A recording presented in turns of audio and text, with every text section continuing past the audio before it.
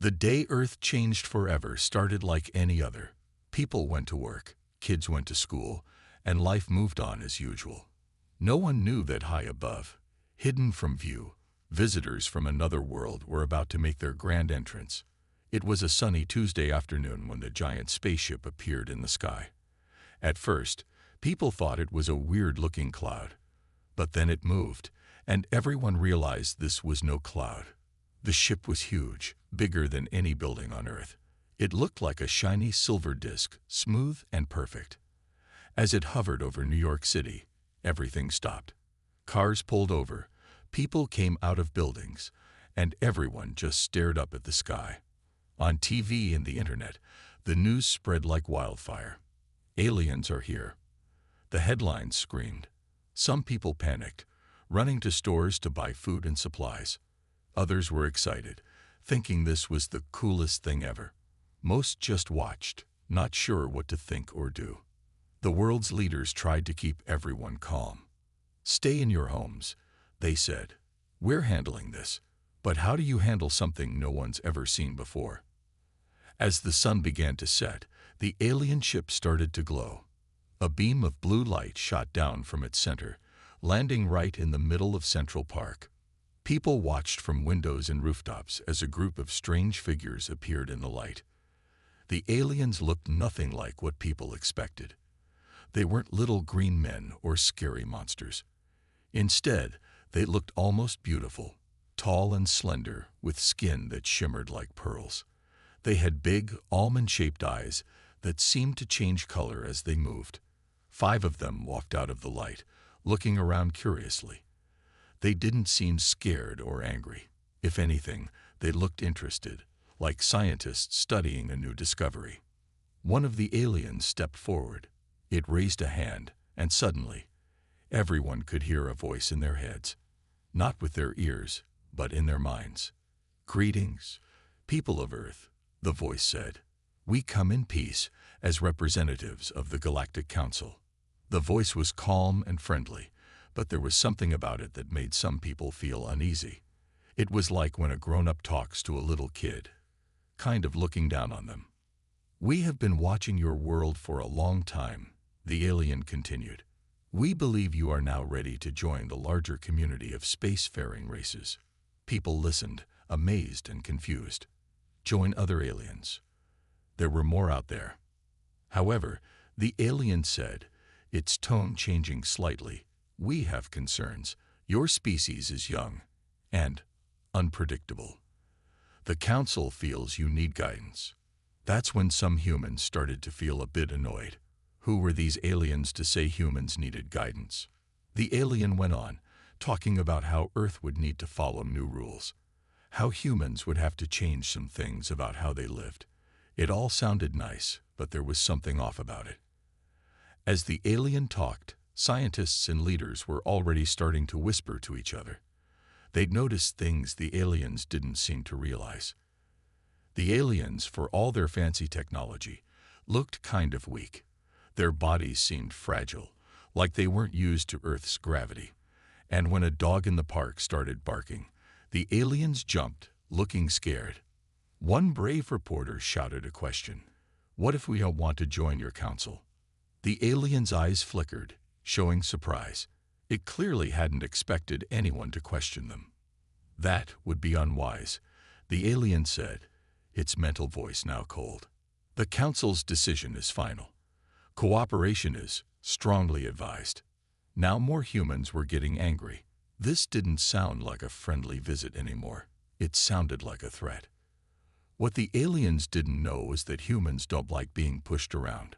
All over the world, people were watching this on TV or online, and they were starting to feel the same thing.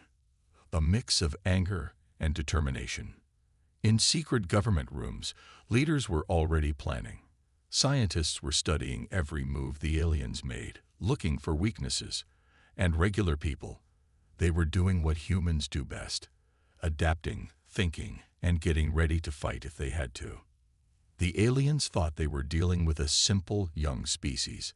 They had no idea that humans were scrappy, clever, and tougher than they looked. Humans had survived ice ages, plagues, and their own wars. They weren't about to let some shiny aliens push them around. As night fell, the aliens went back to their ship. They thought they had made a good first impression. They thought Earth would fall in line easily. They were wrong. All over the planet, humans were gearing up. Not with weapons, not yet, but with ideas, with plans, with the spark of rebellion that has always made humans special. In labs, scientists worked through the night, studying every bit of data they could get on the aliens. In gyms and dojos, fighters wondered if their skills might be needed. In schools, kids asked questions their teachers couldn't answer. The aliens had made a big mistake. They thought humans were weak because they were young.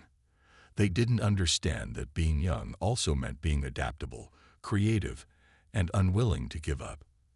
As the alien ship hung in the sky, glowing softly, humanity was changing. The shock was wearing off. Fear was turning into determination, and deep inside every human was a growing realization. We might be new to the galaxy, but we're not pushovers. If these aliens want to fight, they'll get one they'll never forget. The first contact was over. The aliens thought they had won, but really, they had just woken a sleeping giant. Humanity was ready to show the universe what they were really made of. And the Galactic Council, they were about to learn a very important lesson. Never underestimate humans. We might just be the apex predators they never saw coming. Council's big mistake.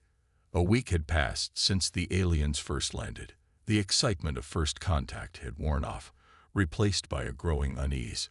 The Galactic Council, as the aliens called themselves, was getting pushy. Every day, the alien ship would broadcast messages. They talked about how humans needed to evolve and improve to join the galactic community. It all sounded nice, but there was a threat behind the sweet words. "Your weapons must go," the aliens said one day. "Primitive species can't be trusted with such things." People weren't happy about that. Governments and regular folks alike felt like the aliens were treating them like kids who couldn't be trusted with scissors. The next day, the aliens had a new demand. "Your internet is inefficient," they declared. "We will replace it with our superior communication system." That really got people angry. The internet was a big part of human life. Who were these aliens to say it wasn't good enough? But the council didn't stop there. They started landing smaller ships in different parts of the world. Aliens in shiny suits would walk around, looking at things and shaking their heads like disappointed teachers. In New York, they visited a power plant. "Primitive," one alien said, not caring if humans heard. "We'll need to replace all of this." In Tokyo, they went to a busy street and wrinkled their noses. "Too much noise, too much chaos," they complained. "This must be organized better." Even kids weren't safe from the aliens' criticism. At a school in London, aliens watched a science class and laughed. "Is this what you call science?" they asked. "No wonder your species is so far behind." Each time the aliens did something like this, humans got more and more frustrated. But the council didn't seem to notice or care. They thought they knew best, and humans just had to listen. One day, the alien leader called for a meeting with Earth's top politicians. Everyone watched on TV as presidents and prime ministers went into a big tent the aliens had set up. Hours passed. People waited nervously. What was happening in there? Finally, the leaders came out. They looked angry and insulted. One of them, the president of France, spoke to the cameras. "The Galactic Council," she said, her voice shaking with anger, "has informed us that Earth is now under their protection. They say we have no choice in the matter." People all over the world gasped. Under alien protection. What did that mean? The president continued. "They've given us a list of changes we must make. Our governments, our way of life, even our cultures. They want to change everything." That was the last straw. Protests broke out in cities around the world. People carried signs saying things like "Earth for humans," and "We won't be bullied." But the aliens didn't understand. They thought humans were just being difficult, like children throwing a tantrum. The alien leader made another announcement. "Your reaction is disappointing," it said in that voice that went straight into people's heads. "But it's to be expected from such a young species.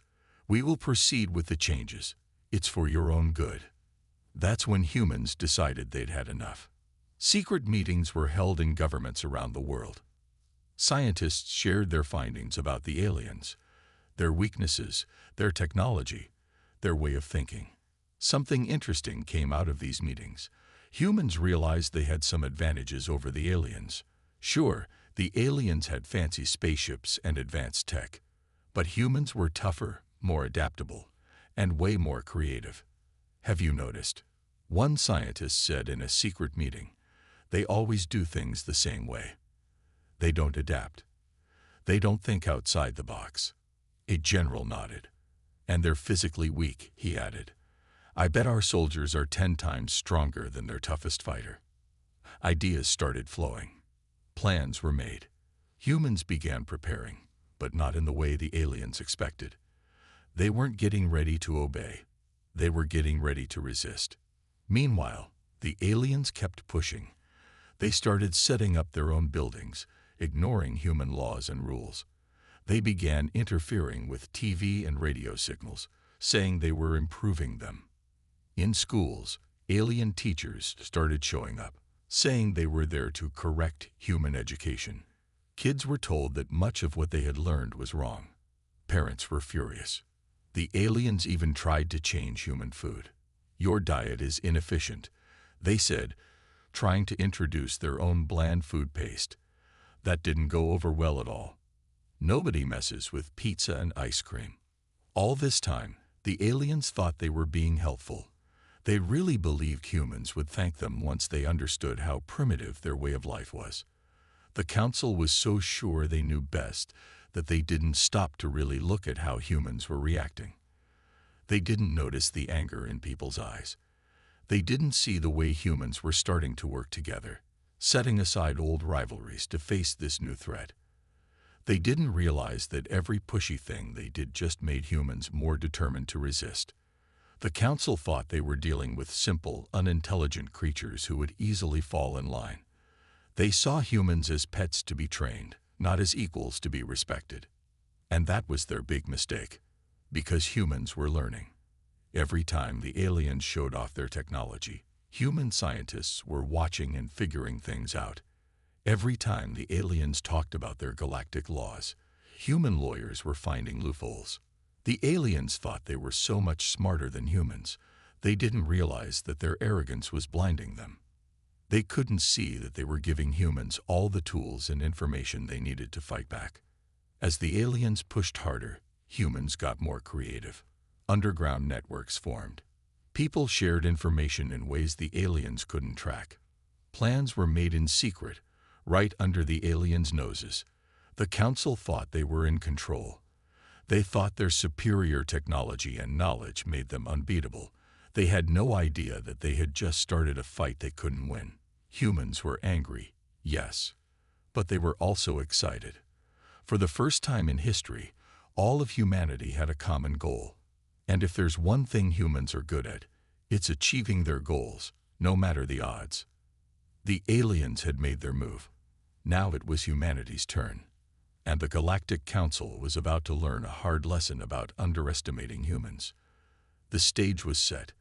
The Council had pushed too far. Now they were about to find out what happens when you back humans into a corner. It wasn't going to be pretty, but it was going to be legendary. Earth fights back. As the Galactic Council continued to push humans around, something amazing was happening behind the scenes. In secret labs, hidden bunkers, and encrypted internet chat rooms, Earth was getting ready to fight back. It all started with a secret meeting. Leaders from every country, top scientists, and military experts all gathered in an underground facility. The location was so secret that even they didn't know exactly where they were. "We can't let the aliens know we're meeting," said the President of the United States. "They think we're all still arguing with each other. Let's keep it that way." Everyone nodded. For once, all the world's countries were on the same side. A scientist stood up, her eyes bright with excitement. "We've been studying the aliens' technology," she said, "and we've made some incredible discoveries." She showed a video of an alien device. "They use a kind of energy we've never seen before. But," she grinned, "we're figuring out how to copy it." A general spoke next. "My team has been watching how the aliens move," he said. "They're not used to Earth's gravity. In a physical fight, we'd have a big advantage." Ideas started flowing. A teenager who had hacked into the aliens' communication system was brought in. She showed how their superior tech had some big security holes. "I can't believe it," she laughed. "Their passwords are things like humans 123. They think we're too dumb to even try hacking them." As the meeting went on, a plan started to form. Humans couldn't beat the aliens with force, at least not yet, but they could outsmart them. "We need to play dumb," said a clever politician. "Let them think we're going along with their plans. Meanwhile, we'll be getting ready to surprise them." Everyone agreed. Operation Silent Thunder was born. All over the world, humans started working together in ways they never had before. Old enemies became friends. People shared knowledge freely, all for the good of Earth.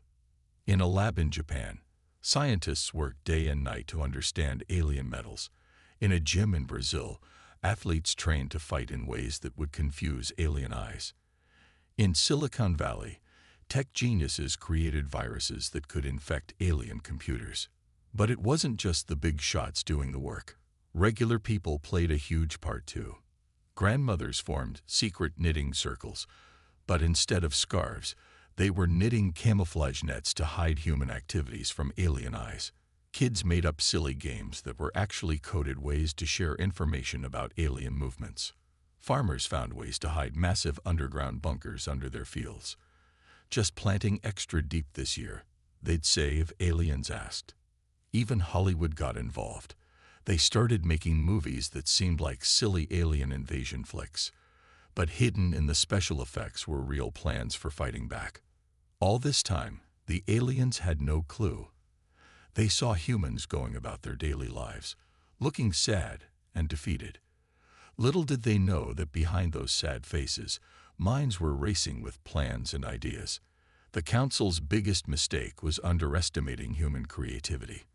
They thought they had seen everything in the galaxy, but they had never met anyone quite like humans before.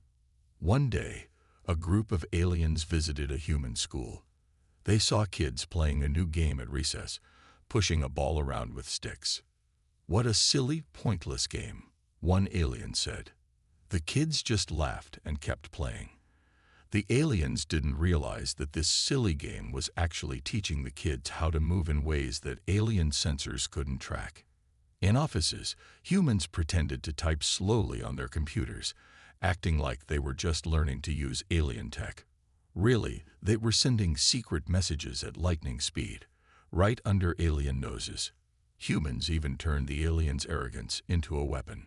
They'd purposely make mistakes, then apologize for being such a primitive species. The aliens would feel smart and superior, never realizing they were being tricked. As weeks turned into months, Earth changed. On the surface, it looked like humans were slowly accepting alien rule. But underground, in secret labs and hidden rooms, a resistance was growing stronger every day. Scientists made breakthroughs daily. They reverse-engineered alien tech, improving it in ways the aliens hadn't even thought of. "Guess we're not so primitive after all," one scientist joked as she fired up an engine twice as powerful as the aliens. Military leaders from around the world trained together, learning to fight as one united Earth force. They developed new tactics, mixing human ingenuity with alien tech in ways that would shock the Council. But the real secret weapon was ordinary people. Millions of humans, all doing their small part, added up to something huge. Every kid who learned a secret code, every farmer who hid a bunker, every grandma who knitted a special net, they were all part of Earth's silent army. The aliens, in their pride, saw what they wanted to see.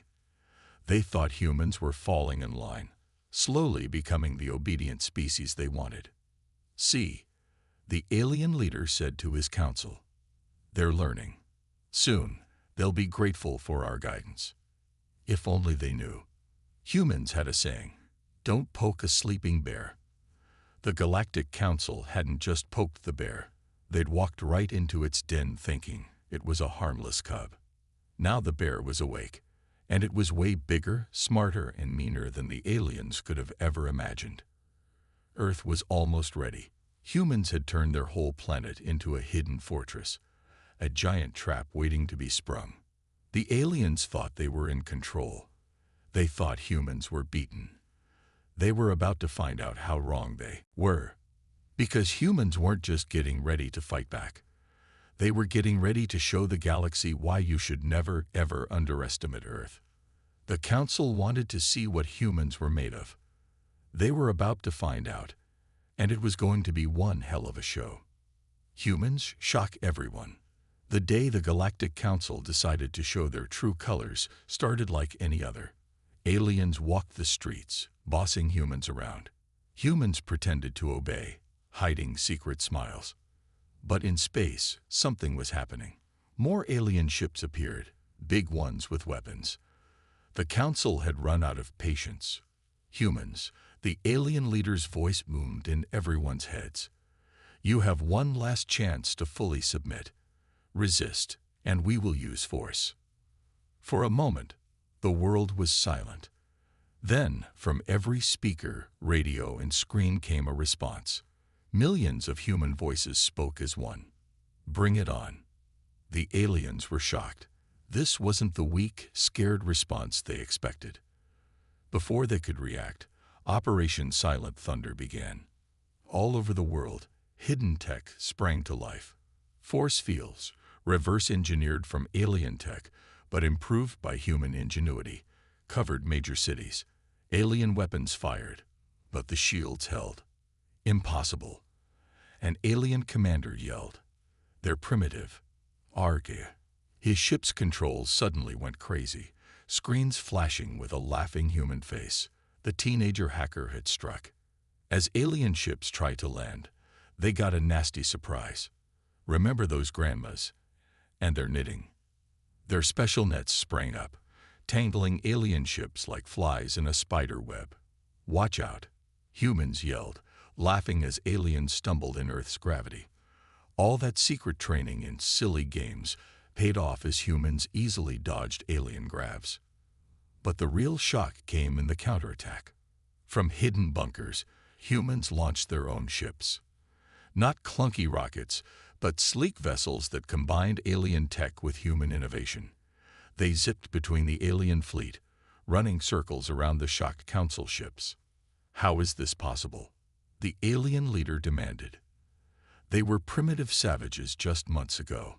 A human voice crackled over the alien comms. Ever hear of acting, buddy? We've been playing you from day one. Inside the alien mothership, screens suddenly flickered to life.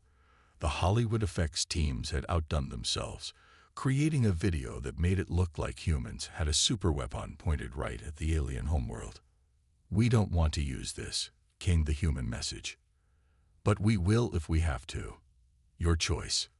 It was a bluff, of course. The humans had no such weapon.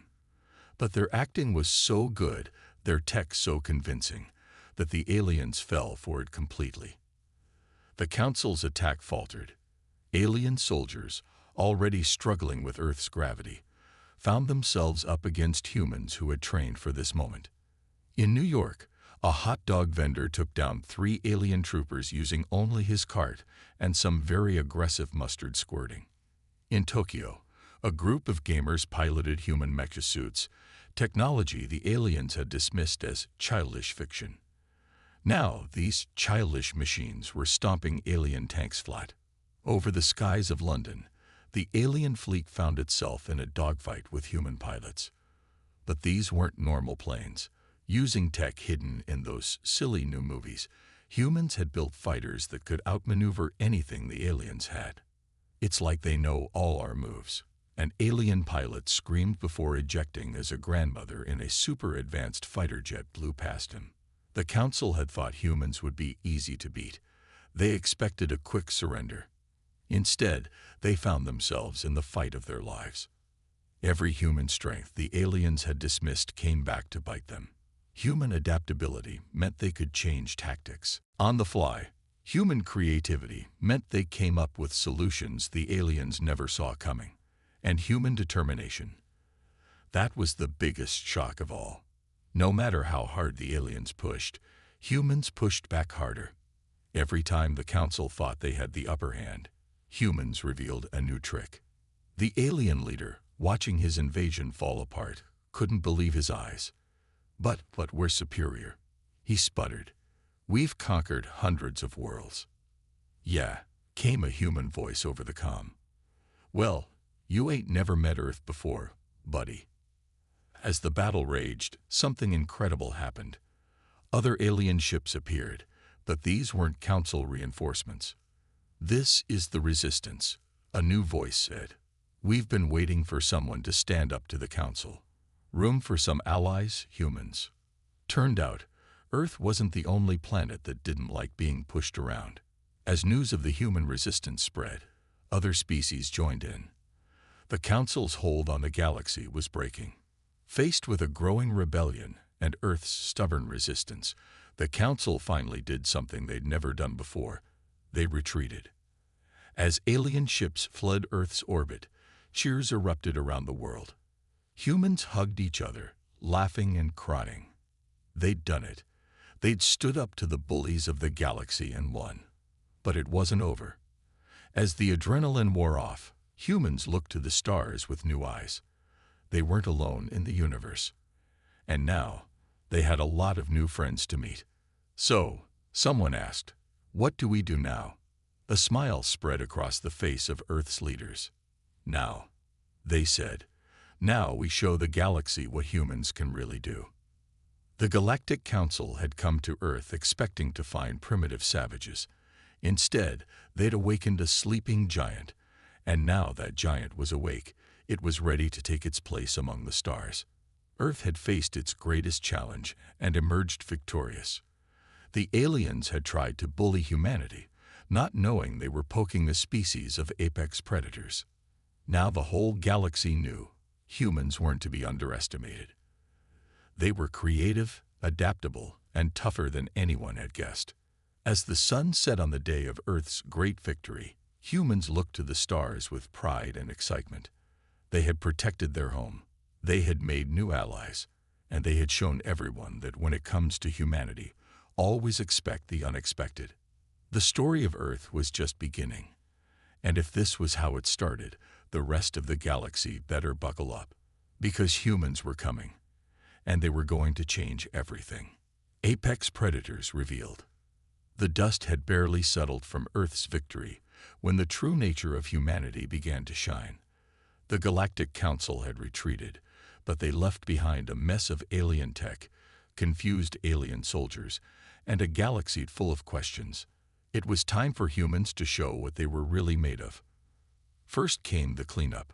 While other species might have taken years to sort through the alien tech, humans had it figured out in weeks. That primitive human brain. Turns out it was wired for problem solving in a way that stunned the galaxy. How did you repurpose our quantum drives so quickly? An alien engineer asked, watching the human team casually upgrading their ships. The head engineer just shrugged. We had some ideas while we were pretending not to understand them, she said with a wink. But it wasn't just human brains that impressed. Human bodies, which the aliens had dismissed as weak, showed their true colors. In the aftermath of the battle, an alien ship had crashed in the Australian outback. The alien crew, unused to Earth's harsh conditions, sent out distress signals. They expected to wait days for rescue. A human search team found them in hours. The aliens watched in awe as humans navigated the brutal landscape with ease, carrying heavy equipment and even the injured aliens themselves. How are you not exhausted? A rescued alien asked, panting in the heat. The human rescuer grinned. This This is just a light jog for us, mate. As news spread across the galaxy, more alien species came to see these surprising humans. What they found amazed them. Take human endurance. An alien athlete challenged the human champion to a race. The alien ran fast, for about an hour. The human kept going for days. Persistence hunting, the human explained to the stunned alien spectators. We used to run our prey to exhaustion. Guess that came in handy, huh? Then there was human adaptability.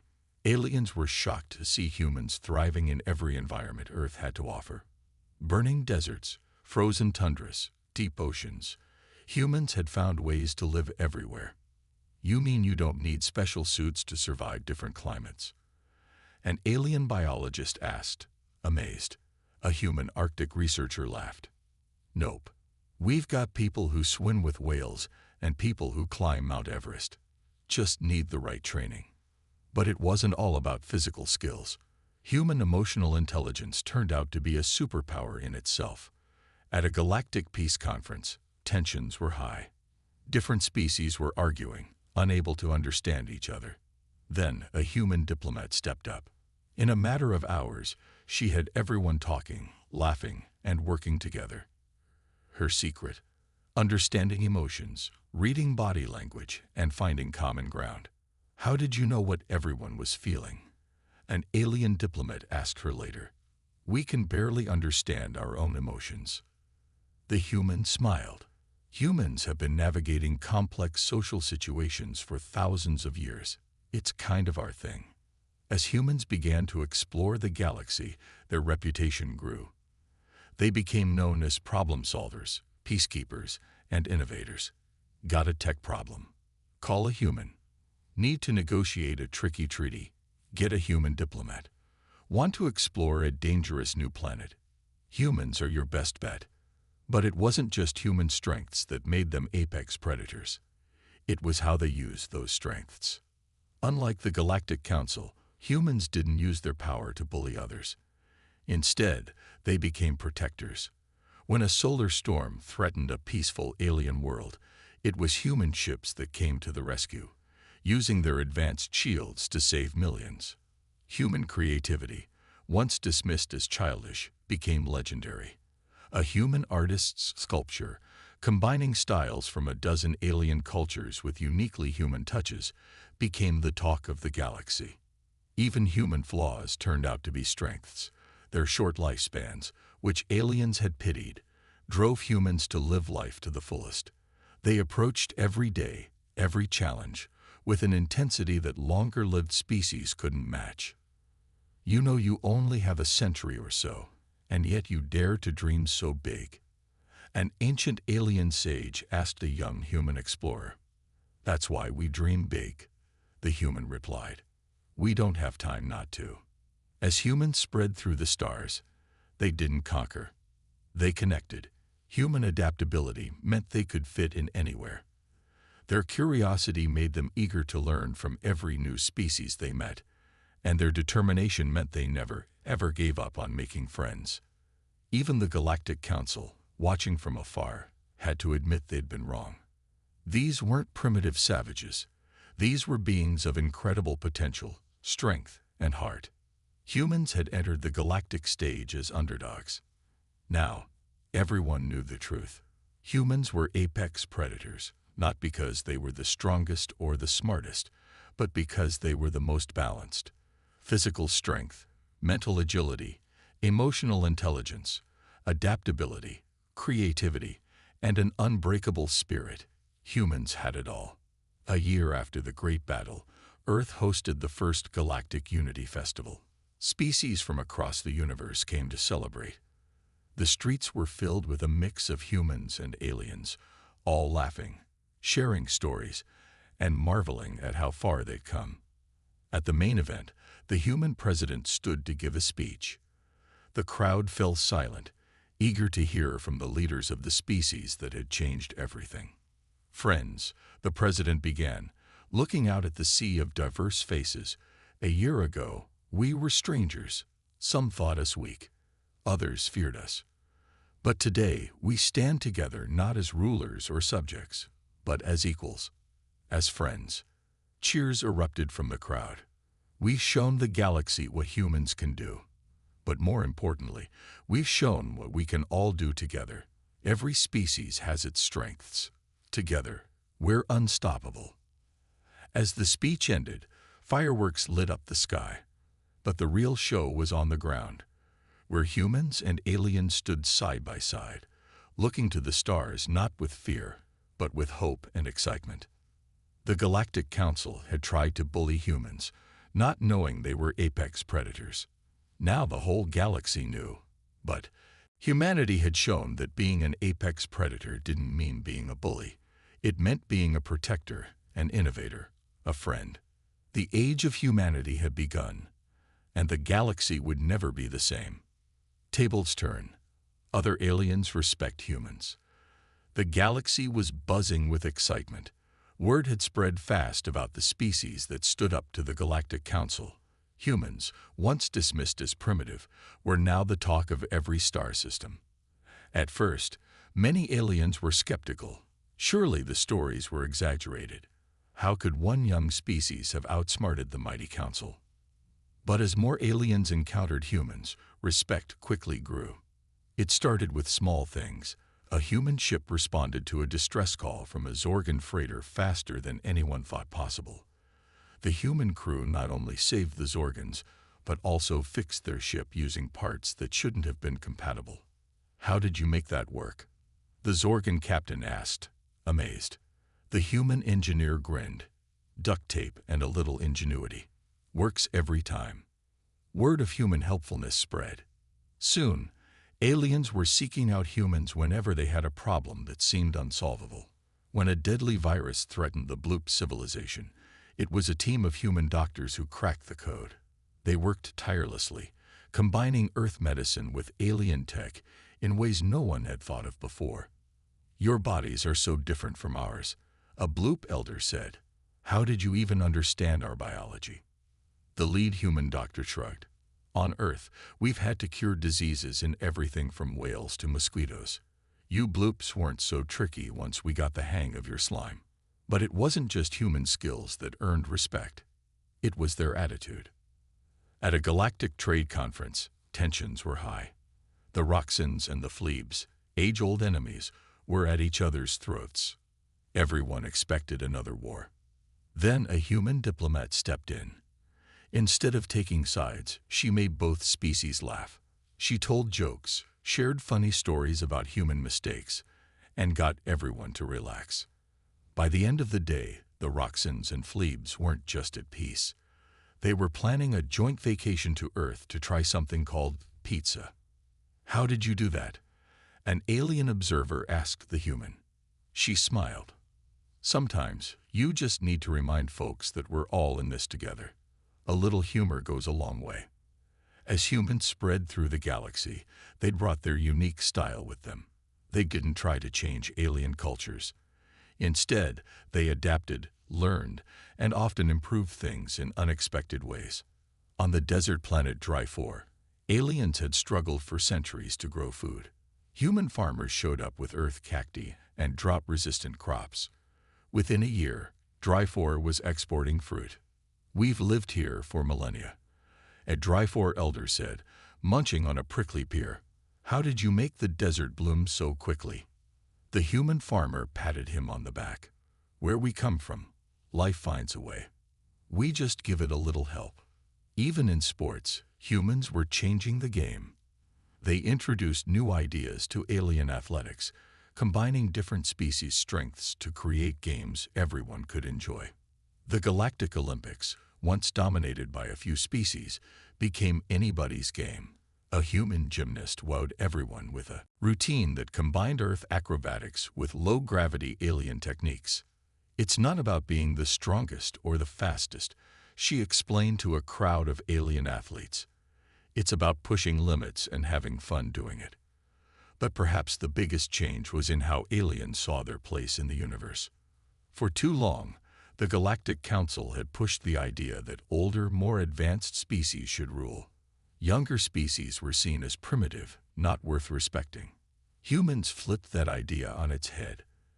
They treated every species as equals, whether they were ancient space travelers or newcomers who had just invented the wheel. When humans made first contact with the squiggles, a species just starting to explore space, they didn't talk down to them. Instead, humans shared stories of their own early space missions, complete with embarrassing mistakes and funny mishaps. The squiggles, instead of feeling primitive, felt inspired. Here was a species that had gone from their level to galactic players in a short time. If humans could do it, why not them? Other aliens watched in amazement as humans effortlessly switched between helping advanced species with complex problems and encouraging younger species to reach for the stars. How do you balance it all? An alien journalist asked a human ambassador. You work with godlike beings and space newbies with equal ease. The ambassador laughed. On Earth, we've got quantum physicists and people who still think the world is flat. You get used to it. As time passed, more and more aliens started to adopt human ideas, not because humans forced them, but because they saw how well they worked. Alien schools started teaching human-style creative thinking. Alien governments tried out human-style democracy. Even alien fashion got a human touch, with Earth styles becoming the coolest trends across the galaxy. But it wasn't all one way. Humans were learning just as much from their alien friends. Earth culture was changing too, becoming richer and more diverse with each new species they met. The Galactic Council, once the undisputed rulers of space, found themselves scrambling to keep up. They had dismissed humans as primitive. Now those same primitives were reshaping the galaxy. Some council members couldn't handle the change. They clung to their old ways, insisting that humans were just going through a phase. But the smarter council members saw the writing on the wall. They started to change, to adapt. Some even went to Earth to learn directly from humans. One high-ranking council member, after spending a year on Earth, returned to his people a changed being. I used to think we were the pinnacle of evolution, he announced. But humans taught me that there is no pinnacle. There's always room to grow, to improve, to reach higher. He held up a human invention he'd grown particularly fond of. A Swiss Army knife. This, my friends, is humanity in a nutshell. Adaptable, multifunctional, full of surprises, and always handy to have around. As the tables turned and humans gained more respect, the galaxy became a different place. It was more vibrant, more dynamic, more united. Species that had never talked before were now working together, inspired by the human example. The age of human influence had begun. But it wasn't an age of conquest or domination. It was an age of cooperation, of pushing boundaries, of reaching for the stars together. Humans had entered the galactic stage as underdogs. Now, they were respected leaders, not because they were the strongest or the smartest, but because they had shown a better way to live among the stars. The future was bright, and it was human-shaped. The galaxy would never be the same again. And most aliens agreed. That was a very good thing indeed. Humans rule. Earth becomes a big deal in space. 10 years had passed since humans first stood up to the Galactic Council. In that short time, Earth had gone from an unknown backwater to the most exciting place in the galaxy. The little blue planet was now the center of a new age of galactic cooperation and innovation. Earth's cities had become a mix of human and alien architecture. Sleek skyscrapers stood next to gravity-defying alien structures. Overcars zipped between buildings, while teleportation pads on street corners could send you halfway across the planet in a blink. But it wasn't just Earth that had changed. Humanity had spread to the stars, and everywhere they went, they left their mark. On Mars, huge domes housed thriving human-alien communities. The Red Planet had become a hub for scientific research, with labs working on everything from faster-than-light travel to cures for alien diseases. Who would have thought, a Martian governor mused, that the planet we once thought might have simple bacteria would become a second home for humanity and a dozen alien species. Even the asteroid belt had been transformed. Humans had turned the space rocks into a network of mining stations and zero-gravity factories. Resources that aliens had once thought useless were now valuable, thanks to human ingenuity. These humans, an alien miner chuckled, they look at a worthless rock and see a gold mine. It's like they have vision beyond vision. But Earth's influence went far beyond the solar system. Across the galaxy, Earth embassies had sprung up. These weren't just diplomatic outposts. They were centers of culture, education, and innovation. On the water world of Aquarius 7, an Earth embassy stood on stilts above the endless ocean. Here, aliens learned about human history, tried Earth foods, pizza was a universal hit, and took classes in everything from Earth languages to human-style martial arts. I never thought I'd enjoy something called karate, a squid-like alien said, chopping a board in half with its tentacle. But these humans know how to make even fighting fun. Earth's impact on galactic politics was even more impressive. The old Galactic Council had been replaced by a new Galactic Alliance, with Earth playing a leading role. The alliance was built on human principles of democracy, equality, and cooperation. At a Grand Alliance meeting, representatives from thousands of worlds gathered to discuss the future. The human speaker stepped up to the podium, facing a sea of alien faces. Friends, neighbors, fellow galactic citizens, she began. A decade ago, we were strangers. Today, we are family. Let us continue to build a future where every species, every planet, every individual has a voice and a chance to thrive. The chamber erupted in cheers, tentacles and appendages of all kinds waving in approval. But it wasn't just in politics that Earth led the way. Human entertainment had taken the galaxy by storm. Alien young sang human pop songs, binge-watched human TV shows, and lined up to watch the latest Hollywood blockbusters, now featuring all alien casts alongside human stars. I don't always understand the plots, a gelatinous alien confessed as it oozed out of a cinema, but the explosions are amazing. Human sports had gone galactic too.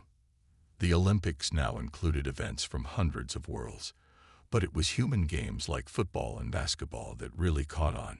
Aliens loved the mix of strategy and physicality. In education, Earth's universities had become the most prestigious in the galaxy. Aliens competed fiercely for spots at Harvard, Oxford, and MIT. These ancient institutions now offered courses in xenobiology, multidimensional mathematics, and intergalactic law. To think, an alien student said, gazing at the Earth hanging in the sky above Lunar University, "My great-grandparents thought humans were primitive. Now I'm working day and night just to keep up with their classes." Even human flaws had become endearing to their alien friends. The human tendency to question everything, once seen as annoying, was now valued for driving innovation. Human emotions, once thought primitive, were recognized as a source of strength and creativity. Humans feel so deeply, love so fiercely, dream so big, an alien poet wrote in a best-selling book. They teach us that to be advanced is not to be cold and logical, but to embrace the full spectrum of existence. Earth's art scene exploded with creativity, blending human and alien styles in ways never seen before. A painting created by a human-alien team, showing the Earth and alien worlds linked by rainbow bridges, became a symbol of the new galactic harmony. In science and technology, Earth led the charge. Human scientists, working with alien colleagues, made breakthrough after breakthrough. They cured diseases thought incurable, invented technologies thought impossible, and pushed the boundaries of knowledge further than ever before. Humans have this amazing ability, an alien scientist said during a galactic TED talk. They can look at the same problem we've seen for centuries and find a solution just by approaching it from a completely different angle. It's like they think in extra dimensions. But perhaps Earth's greatest contribution was hope. In a galaxy that had grown stagnant under the old council, humans brought a fresh perspective. They showed that change was possible, that old enemies could become friends, that the universe was full of wonders waiting to be discovered. Nowhere was this more evident than in space exploration. Humans didn't just visit new worlds, they invited everyone along for the ride. Multi-species crews set out to explore the unknown reaches of the galaxy, carrying the spirit of human curiosity and adventure with them. To boldly go where no one has gone before, a human captain said as her ship, crewed by beings from a dozen worlds, prepared to jump into uncharted space. That's not just a human dream anymore, it's a galactic mission. As Earth celebrated 10 years of galactic citizenship, the planet was unrecognizable from a decade ago, yet more itself than ever. It had become a shining beacon of diversity, innovation, and hope. Humans had not just found their place among the stars. They had become leaders, friends, and inspirations to countless alien species. Earth, once a tiny speck in a vast galaxy, was now the beating heart of a new galactic civilization. The human spirit, curious, resilient, creative, and kind, had not conquered the galaxy. It had done something far greater. It had united it. As night fell on this new Earth, humans and their alien friends looked up at the star-filled sky. But now those stars weren't distant and unknown. They were filled with familiar faces, new adventures, and endless possibilities. Humanity had come home to the galaxy, and the galaxy would never be the same again.